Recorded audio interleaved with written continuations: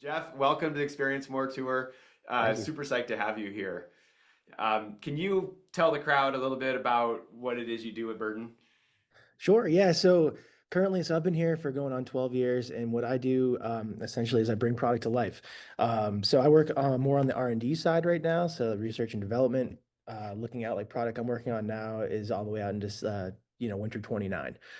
So what does that mean? We basically kind of in R&D and in the development process in general, we basically take concepts and we bring them to life. So whether Hmm. that be the stuff that you're wearing right now potentially, or stuff that we haven't even thought about yet. Yeah, essentially it's like the conduit for development. It really incorporates a lot of just working with the vendors, working with all of our cross-functional partners. So that could be, everywhere from merchandising, fit, creative, etc. So it kind of covers the full gamut. Then working with our ingredient partners like GORE-TEX, and all those other, all the other little trims and everything that basically, comprises a garment and bringing it all together. And so, typically speaking, like how many seasons are you looking out forward in? You kind of have to predict the future a little bit as part of your job. For sure. Yeah. I mean, some of what we look at, we'll have different buckets of things. So we'll have seasonless things. So ideas and concepts that are years in the making that are currently being worked on with no direct home because we haven't found the answer for it yet, but really just cool like future thinking ideas. And then the stuff that we're just kicking off now is, we're thinking about C29, but of course, like it seems like it's a million miles away. But to get things there, there's so many different levels of validation from, just simply choosing the materials in general that could take one, what you might think of as a simple fabric, for instance, could take 2 months to figure out. And that's just figuring out, all right, cool, we want to sample in this.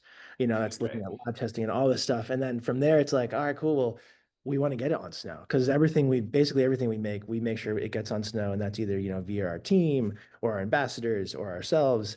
Because of course, like you are your own best critic, and same with everyone that you ride with or ski with or whatever. So it seems like it's a million miles away, and it is a little bit of a crystal ball, but you kind of as that you kind of create that, like we're thinking about it too much, right? So it's always ingrained in our thought process. So it's like it's just like, as things in C28 come to fruition or winter 28, we're already on to the next thing. Yeah, So right. it's always looking ahead. Yep. Well, we're going to explore some of those things that are coming to fruition right now, specifically the Akamar jacket, in a little bit. But before we do, I want to get a little bit more into perspective on like really what sets Burton apart, right? I mean, absolutely a leader in the industry in so many ways, from a sustainability standpoint, but also just from an aesthetic and style standpoint, right? We see so many garments out there now on the hill that have stemmed from your aesthetic, right? And it's kind of amazing. So you are able to predict the future and actually set trends. But what is unique about working at Burton that you think helps with that? Like to be such an industry leader? Tell us a little bit about It's what's really for special about sure. Burton. I mean, culture, like it's ingrained in our DNA, right? Like we are one of the creators, you know what I mean? Yeah. And then that kind of is inherent in everything that we do, and we really follow kind of that same mindset as we did when, the company was first started, and it's privately held. So we're not beholden to any sort of investor, we're only beholden to ourselves. Yeah. Uh, and so when it comes to sustainability or any type of, any endeavor we choose to take or maintain, it's the people that decide that are right here. That right Yeah. here at, in Burlington, it's like a lot of that, even thinking about things like we just had the bash recently, and the carpenters have always, been so kind to invite everyone to their house. Wow. And it's that real like family mentality, with that kind of diehard passion. Cause, at the same time, like, one could say like, oh, you're drinking the Kool-Aid, but it's like, I don't know, I make the Kool-Aid, so it's cool. Uh, so like I'm happy to, like I'm Right. inspired by it, so it keeps me coming back every day. So yeah, but what kind of makes it unique and special? I think it's all those things. I've said before, it's kind of a magical place. The things that come out of these walls and the people that work here, are what create a lot of that specialness. Right, and you have this unique team, right? It's a very senior team, and one of the things we were talking about this ahead of time. You folks out, you guys can really focus on the rider benefit, right? You think about it from a rider perspective, and you can really focus on what the rider needs. Tell me a little bit more about like your team and your process for creating products for, specifically for riders. For sure. I mean, we've been, thinking all the way back to, Craig Kelly and really how he kind of like him and Jake together kind of created this bond of like rider turning into product developer essentially at the end of the day. And like back, Yeah. this was back in the day when people weren't even going to places where they were going, like Alaska and like the untapped Yeah. territory. But that was kind of that mindset and ethos, dates all the way back to the beginning. And we still have that really close connection with all of our riders. So, even yesterday I was sending out collar mock-ups to Mikkel Bang because he had an idea about how to make the collar adjust a little bit differently so it cinches a certain way. Huh. And we have rider roundtables, which we this past year we went out again to the carpenter's house and we met with a bunch of the riders like Raibu and Zeb and all those guys and basically just showcasing the future essentially. And for what we were doing in soft goods, there's obviously hard goods elements and all these different things. But for what we were doing specifically for development, it was like, hey, we just made, we have 20, 30 samples of all sorts of flavors, right? And it's like, hey, what are you into? What are you feeling? How do you like this? And we basically kind of get feedback. And that's just a couple of the touch points. Throughout the season, we'll be getting feedback from folks, of course, like Gore specifically, and we were talking about this the other day. Like, if there is a product failure, the first ones that are going to see it are going to be our team, and they put Yeah. things through the ringer. So if it's strong enough and durable enough, and meets the needs of the most extreme, then we're able to kind of like work that into the line in ways that all customers see benefits of. But yeah, so we're Yeah. super tight with the team, and of course ambassadors, and again, like the more time we get product on snow, like for instance, the Akamar in the early days, like about for what we're going to see, we had 12 hours of on snow time. And that was like, we have a obvious testing coordinator. And like, so it's like garments are coming in, coming out, and they're going to all different places across the globe. So it's not just, behind the maple curtain, for instance. Yeah. We like to sample from everywhere because everyone has their own unique conditions. No, that's pretty cool. And you're really leveraging your writers, your teams, your ambassadors, right, to think through this. And it's like you have these folks that you can just reach out to for a quick idea, right? But these aren't just anybody. These are the elite writers on the planet, right? It's pretty cool to have access to that. And in that, you've kind of developed this design ethos that you referenced earlier on as the Jake's Ten Commandments, right? Um, and that does drive a little. That almost gives you some guardrails on how to stay within this Burton framework. Tell me a little bit more about this concept and maybe how it reflects in some of the garments that we see. For sure. Like it's like very much an internal thing, but it's like kind of that mindset. There are certain things like, for instance, zip down to close and zip out to close on zippers. You're not going to see a lot of other jackets, for instance, in the industry zipping down to close, but that was always something that, Jake started all those years ago. And essentially it was in the mindset of like, hey, when you're riding and you're worried that your pocket's open and you're, in conditions that you can't stop or whatever, it's easier to close the zipper down, Yeah. and there's always enough drop in the pocket too to prevent things from falling out. So don't worry about that. But that's like kind of like one of the many things that it's just that this ethos of like, of course we're always looking to the future, but staying true to who we are. And from a design element or, just the feature set and stuff, there's certain things that, we'll constantly keep evolving. Like we could talk about, cuff adjustments until we're blue in the face, and that'll come up, all the time. But it's just always making sure that you're true to your roots and we provide, a unique perspective. So of Yeah, true to your roots, yet still evolving, right? You're not locked in the course. 80s, right? You're moving forward and you're very much very progressive in that. It's pretty cool to see some of these products coming out. Let's shift gears now and talk a little bit about your product development and your process around that. You have access to a really unique facility in Asia that does help you to design in kind of, I think, a really unique way. But what are the different ways that you approach the design process? Is it through CADs? Is it through tinkering? Are you hitting a sewing machine? Like, how do you develop these products? Yeah, it's really a little bit of everything, right? Like it'll start off as an idea usually or a problem, or you're on the slopes and you're having a conversation. It's like, oh, I'm having this issue with this, or I really like that, or you see something that inspires you. So maybe it starts as a sketch, but what's awesome now is like we like a lot of brands leverage 3D software. So like before we even go into making a sample, we Mhm. actually have 3D renders. We can adjust the body type of that 3D render to reflect, our fit model. But again, like if, we've 3D scanned all of our team. So we know to the Oh, T so exactly specific to your team. specific. So like Oh, we know wow. the exact like scanned body type of everybody on the team. So it's like as we're getting feedback in, we can kind of like if it's fit related or whatever, or there's some sort of functional issue, like we can always kind of leverage that back to like, well, what size is it? How is it fitting them? What's the problem? So yeah, so we'll do some sketching. Obviously we leverage, Illustrator and stuff like that. But yeah, having the it's called Clo, but like this 3D platform to really create the styles Yeah, before you getting. gave us some images. Let's pop some Oh up. yeah. Ben, you mind starting with maybe slide 18, just to kind of show a little bit of the way the body and the way you experience this in some of these CADs and using Clo. So I'll have Ben pop that up real quick. Sure. Yeah, but yeah, and then kind of comment on sort of what it is yeah, how do you utilize this? How does this tweak your designs? How are Yeah, you so using this? this is super cool. So we're looking at the Akamar right now, the bib and the jacket. And this particular form that the garments are on, actually it showcases these lines. They're called Langer lines. It's kind of this kind of design direction type thing with essentially the lines replicate like how the muscles move. So like when you're kind of creating the cut lines of the jacket or the design lines, which are the black lines that you're seeing here on these transparent garments, it's to make sure that it can flow. It's something that we do. It's something that like a lot of our patterning, especially in AAK, kind of accentuates. It's like that ease of movement. So like when you put that jacket on, you're not feeling restrictions in all the places that you don't want to be feeling restrictions. And I think I sent you another one too, where you can also have this form do different positions, right? So, like, hey, like, someone's doing a grab. So what does that look like? And there's different views within the software too that like, so outside of just seeing the body as it is now, you can actually see there's like it's like a heat map of like tension essentially. Oh, So you can wow. see areas of like red and green and yellow where there's areas of the garment that if they turn red, then that AI or that digital rendering is feeling a lot of like strain in that particular area on the garment. So you can kind of work again. This is like we're doing this at the beginning, but we're also doing this throughout the process.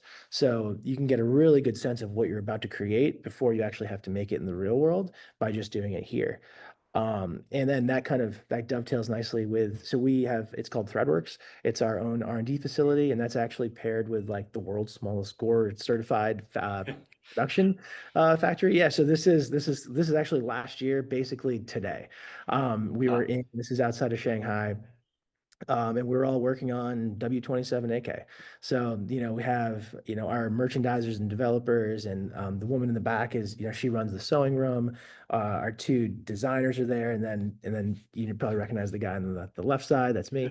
But yeah, essentially, we're working through products, and what we're doing here is essentially, figuring out the best construction, I think, is what we were talking about here, because you can make something once. And yeah, sure, like you're like, oh, that's awesome. But there's also the consideration of like, well, when you actually produce it, is it possible?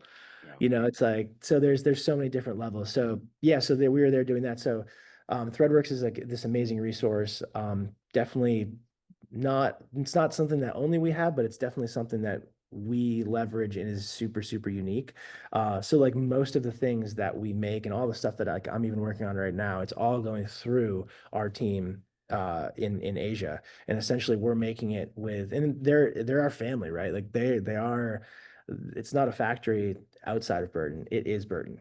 Yeah. So it's really cool. So like, everyone knows, like everyone knows everything each other, and we can kind of like riff and vibe and really create products, meaningful products, really high quality stuff just at this facility. Kind of similar to like what we have for boards next door here in Burlington, where we can produce, one-offs and small run production and stuff like that. Then some more imagery, right? Just like working through, on the computer, or whether that be over here on the right side is like working through this is we're doing some like initial bonding of some glues before we put in the heat press. But what's cool is like when you go there in person, of course, like, you can't forget the things you see, and everything there is so hands-on. So you mentioned like, oh, do you get in there and do some of the sewing? It's like I'm not a skilled sewer. I can't take credit for that. I could tell you how to put stuff together, but it's like when you get to work with the people that basically like that's what they do all day. It's like Yeah. you learn. There's so much learning involved. So it's super cool. And this is the process for everything we make. So it starts as an idea and it kind of works through the process. It might be working in Clo, but it might also just be kicking off ideas. Like I have some ideas I got to kick off today, for instance, around a cuff, funny enough. And it's just like, hey, like we have these ideas for X, Y, and Z. Like, can you like let's make we call it a mock-up. It's like a quick one. Maybe it's just the bottom of a cuff. It comes in, we test its function, and we just iterate like that as well. So yeah, Yeah. so Yeah, I love this sort of idea of this collaborative process, right? You all are experts in your own way, and it's the humans coming together, and that you're able to kind of do it in a room with some of these absolute, the best swords in the world, with some of the greatest minds around rider gear all together. well, And it's a Ben, good do you mind reminder. It's a good popping up reminder slide too. Like 8 real quick? Go ahead. Yeah. it's a good reminder too. Like and something that's forgotten is like everything that we're wearing right now, human hands touch. Like it's not Yeah. an automated process, especially when it comes to outerwear. Like every seam is taped, every piece of fabric is cut, every trim is applied by hand. There might be some ways to enhance the process, but there's a human behind everything that we make, which is wild, even still to me. Yeah, and Ben, do you mind popping up slide 8? Because I think that there is a human behind it, right? And every human's going to approach it from a slightly different aesthetic. And this is where it kind of really gets interesting, right? Like the factory may want to make the pocket bags like this, all right, right? But then you kind of can come in and like, well, that's not, we could, the artist in you comes out and like, well, can we tweak it like this, right? And I think this slide really is interesting to me to show that even just down to the most minute details, these things matter, right? And For it gives sure. it And that Burton vibe. absolutely. And you could draw it to scale and do everything you can, but as soon as it goes through the process, things change. And yeah, like you said, like this is just showing like, yeah, the level of detail is like, we want those lines to be parallel because, of course we want a great, like a functional aspect of it, but it's also got to look good. I'm even looking at this now and yeah, that bottom right side is supposed to be set into the seam. It's like all these little things and even like the way that the bellow is constructed, like the parts that you can't see on the inside, like they work a certain way. So, when you get out there, it's the bellow's not falling out and everything's working the way exactly how you would expect it to, which obviously comes through field testing and all other stuff as well. Well, let's shift into the Akamar specifically, and kind of take a look at this because this features our new next gen Gore-Tex Pro technology, right? Which is our most rugged, or tested to be the most rugged products that we've ever made, as well as really prioritizing environmental impact. And we can get into that a little bit later on, Jeff. As I mean, Burton has really pushed Gore, and Gore has been able to deliver for Burton a lot of strategy around that. But the Akamar itself is just this awesome piece. So give us the overview of the Akamar. Like, who is it for? What were you really thinking of when you were specking out this particular product all For the way sure. back Yeah. Yeah, for ago? sure. Yeah, it's like so the one what's in stores now is like an iteration of it. So this that originally came out in 25, right? Yeah, year before last. And it came in part with, it was alongside a Tusk kit, it was alongside a Tuvok. And when Mhm. you're making all these different garments, like, you want to make sure each one speaks to the end use. And I always talk about end use because that's really where a lot of the need comes from. So when it comes to the Akamar, it was really hey, like, we have this Tusk kit, which kind of serves this kind of like intermediary purpose of like uphill, but still being pro shell. So we need to build around that. So when for the Akamar specifically, it was really like machine powered is how it started, right? It's more durable. It can withstand a lot of abuse, thinking about sled, heli, cat, all those things. Like, whereas like someone that's just doing uphill or that human powered uphill or whatever, you're going to need a different type of thing. You're going to want your jacket to potentially be lighter. So maybe you're not as concerned with like having like the amount of durability it takes to withstand, rubbing against a snowmobile for 8 hours a day.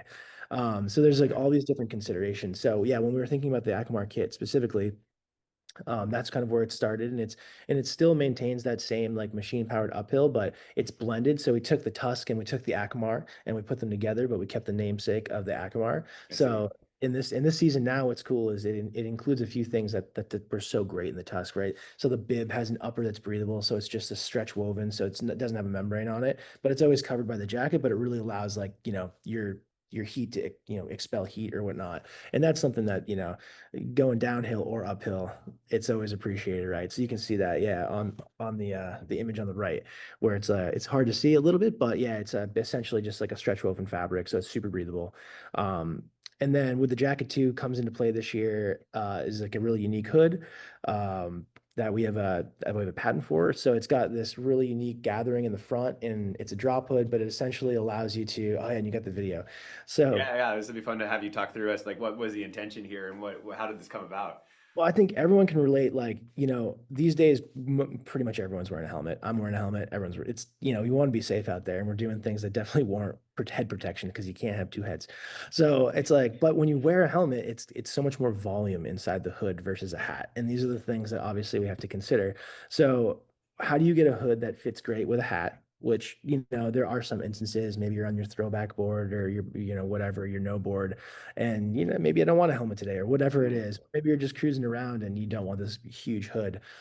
This hood essentially has a convertible function. So it's like paired with the gathered elastic in the front, there's a fold on the side. So when you pull down on it, it actually accordions back and it creates a smaller volume. So it fits amazing with a hat. But then when you have your hood on and you want to batten down the hatches, which, you're wherever you are on the lift, on a sled, whatever, and you want to put it up and crank it down, it also fits perfectly with a hood. So it fills this void of like, you either have a huge hood for a helmet or you have a small hood for Yeah. a hat, and it's hard to get that sweet spot. Yeah. So we're stoked on that. Yeah, I Yeah, can see that as where I live, we use snowmobiles to access the backcountry, right? And so we're on sleds riding on groomed trails, and it's it can be an hour ride with the sleds, and you got to wear a pretty nice helmet on a snowmobile. At least I do because they only have one head. That would be nice to be able to have that hood feature in there. But then I might get off the sled and like be hanging out, take my hat off, but it can be quite blustery and windy, right? So to be able to then cinch that down and still have that security in that zone would be pretty cool. I could also see it on like on a chairlift and things like that where you want to kind of cinch that down.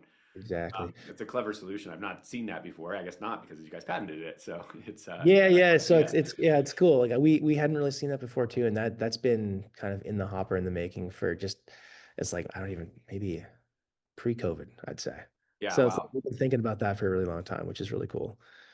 Um, so then tell me about like the strategy around the pocketing on this. This has quite a few pockets, right? And here at Experience More Tour, we've given clinics around like, well, there's a trade-off because the more pockets you have, sort of, you do have to sacrifice some of that high-level breathability that you might be looking because it's a lot of layers to pass through. But in this thing, you added a lot of pockets, right? And what was the feedback there and the reasoning around the pockets? I mean, I see this as a positive because again, we're thinking about this as machine powered For type sure. environment.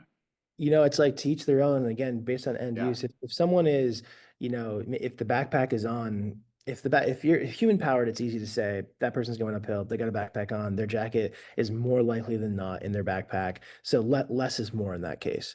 Now with this side of the spectrum, less is not always more. Sometimes you actually need more pocketing because you don't have the ability to keep everything in your backpack, or you need a lot of things on your chest. Like maybe you're more on the guide side of things, and you're like, well, some people might not have walkie-talkies, but maybe they have to fit a walkie-talkie, maybe they have to fit an extra set of goggles or lens, or there's like a slew of things, right? And the thing about pocketing, it's so funny, it doesn't matter who you ask, everyone does it a little bit differently. Yeah. So, I keep a goggle wipe in my left pocket, but that might be the same pocket that someone prefers their phone in. So it's really like about making sure that in this particular garment, knowing that the end use is going to be maybe a little bit more on that, we're looking for fully featured, we're looking for, super durability. More pocketing is okay. So you have two high Yeah. hammer pockets, two chest pockets, pass through pockets, so you can actually get to your bib without unzipping your jacket. One of my favorite features. So it's really got the kitchen sink in terms of like what it can offer for pocketing. And that's essentially why it has what it has, And if you switch gears and look at, say, the Tuvok jacket, which is, they're, siblings of each other, essentially, that more human powered uphill. Yeah, you can see it here. Two chest pockets, two big chest pockets, I'll say. So, you can fit a variety of things, whether or not you're someone that likes to toss your skins in there or whatever. Like, this will be able to fit something as large as that. But then, obviously we do some internal pocketing too. So you can fit some smaller items like a phone or whatnot. But again, it goes back to I always talk about end use because it's like the first thing you think of is like, all right, well, who's using it? How are they using it? Where are they using it? And then kind of start to build on it from there. Right. And so with all these pockets, like maybe you have a customer who doesn't really want to wear a pack and you don't need one, right? Because you can kind of carry everything on you for a lot of situations in that Akamar. Exactly. And having those pockets. I want to really quick on one more feature, which is slide 23, Ben, if you don't mind pulling that up. And this is around the bibs and some of the pocketing on the bibs.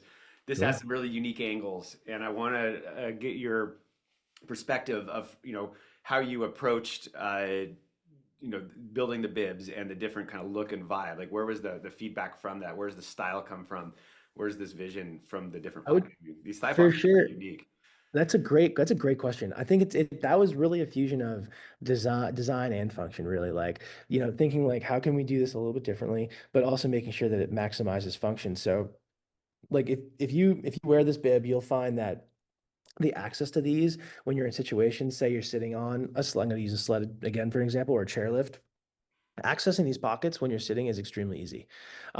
It also goes with kind of your body language. So like, that like if you have something really, really thick and heavy over the top of your thigh, you may or may not feel that depending on what you're wearing underneath, et cetera, or like the activity that you're choosing to do. So this kind of works with your body in a sense. So like when you'll feel it because it's like the angles of it kind of wrap the body in a way that's a little bit less restricting and you just don't feel it as much. So there's a functional benefit in terms of get access to the pocket, but there's also, we also had that kind of more like design oriented because at the end of the day, these have to look awesome too, uh, and Yep. and progress the collection and such.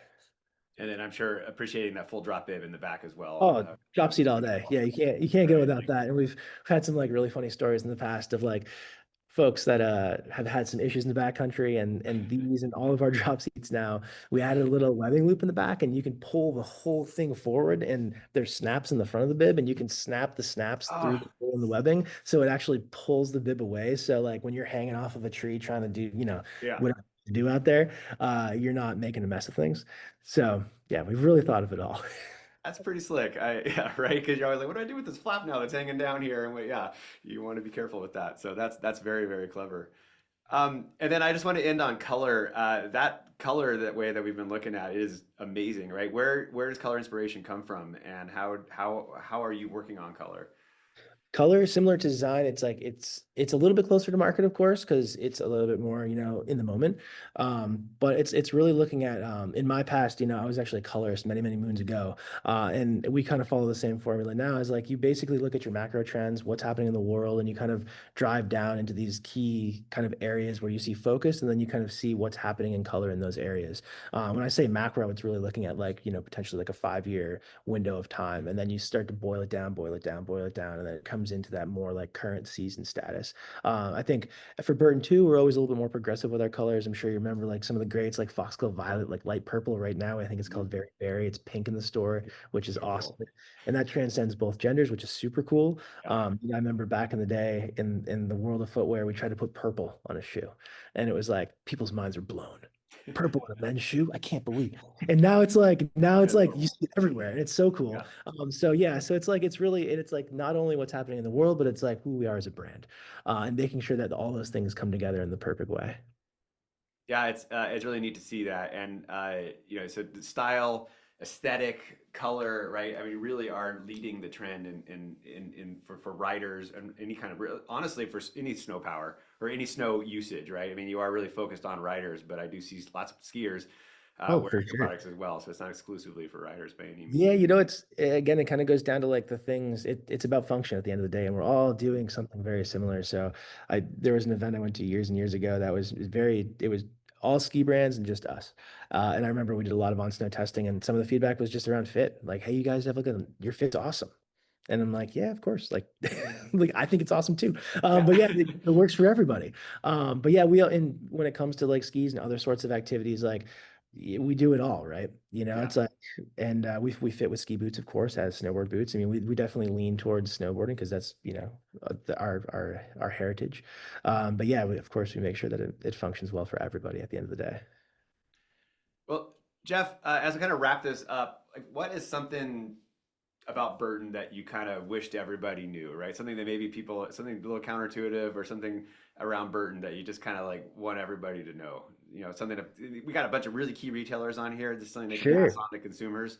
Well, This is your opportunity to let kind of Well, I put that think mic this came moving. up in conversations recently. I think we're not the corporate behemoth that, I feel like there's still some of that vibe out there. Like, oh, it's Burton, the corporate company. And it's like we have a heritage that runs deep. But at the end of the day, we are the farthest thing from being a corporate company that you could ever like, it's like in, Dan's actually sitting right next to me right now. But here he is right there. Bam.